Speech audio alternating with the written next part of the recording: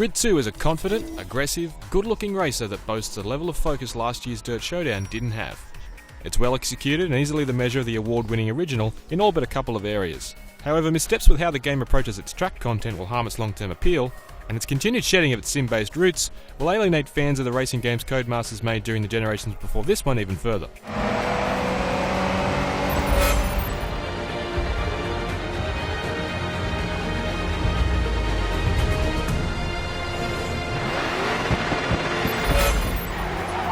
Even this deep into this lengthy generation, there's still a lot to like about how Grid 2 looks. The cars aren't quite on the same rung as genre peers like GT5 or Forza 4, but they are crisp and well detailed.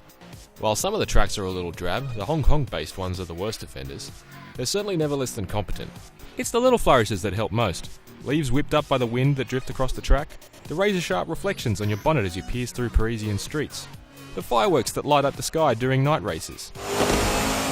It's worth noting, however, that the much-discussed absence of an interior view means Grid 2 has no equally amazing car cabins to showcase. Codemasters has done an exceptional job with the audio too.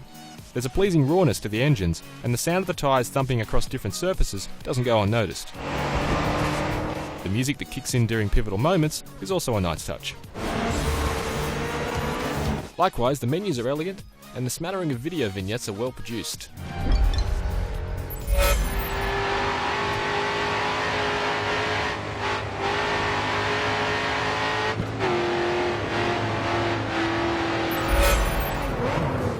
Like Grid before it, Grid 2 takes a few dozen recognisable cars, decks them out in fake racing liveries, and sets them loose against one another across the world.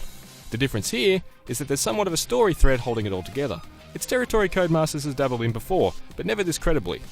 For Grid 2, Codemasters has invented a fictional global racing league, World Series Racing. It's the brainchild of a cashed-up petrolhead who wants to take WSR from grassroots club level to a world-dominating motorsport, and you are his first star.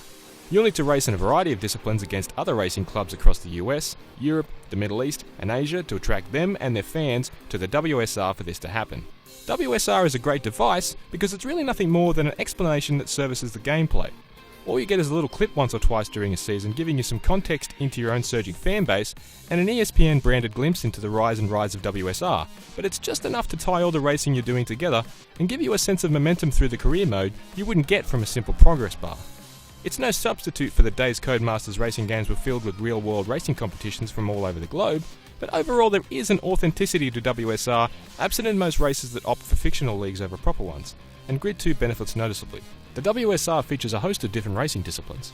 Point-to-point blasts across the countryside are thrilling, and Codemasters' Colin McRae heritage is clear in them. The traditional track racing on purpose-built circuits is arguably where Grid 2 shines brightest. It'd be quite nice if there was more of it. 2G and drifting also feature, although the latter requires a deft touch to have much fun. Tweaks to the rule sets also allow for fairly standard elimination-based contests, checkpoint races, and time attacks. It's live routes, where the corners and paths change dynamically as you race around a city, that feel like the new races Grid 2 is betting the farm on, but in practice they're a little too chaotic as the route changes on the fly. The handling has a foot on each side of the fence, grippy with a good sense of weight, particularly under heavy braking, but honed to emphasise drifting. It's a one-size-fits-all model with no driving aids, but it still clings to one or two of its sim-like characteristics. While the handling errs towards the arcade end of the spectrum, the tight courses and mechanical damage still conspire to keep players thinking two corners ahead at all times. Flashback returns to help you undo a nasty ride-off or a blown tyre, but it remains a limited-use device. What's slightly strange is the shift away from tuning options. Codemasters has moved the focus on performance upgrades to a segregated multiplayer mode. Multiplayer in Grid 2 has its own progression system and its own garage, and you can't share cars between the two. The multiplayer racing itself is serviceable enough, and it's certainly lively, but I don't think the game has enough truly unique courses to keep people playing indefinitely. Grid 2 commits the same sin as the last few years of Codemasters races. The road courses start to blend into one another thanks to too many repeated segments, and there probably aren't enough real circuits to stop most people from getting itchy feet and moving on. By the time the WSR enters its 4th and 5th seasons, the fanfare of evening primetime does little to disguise the fact that you're still racing on the same tracks and track segments as before. Licensing hurdles aside, it's odd Grid 2 doesn't feature more tracks, considering all the complete F1 tracks Codemasters would have tucked away on a server somewhere. Great driving. One last push and we've got the win. Last year's Dirt Showdown never really knew what it was. Grid 2 does. Its continued shift away from its sim pedigree will still disappoint those of us who fondly recall the race driver games of old, but it's still a great modern package.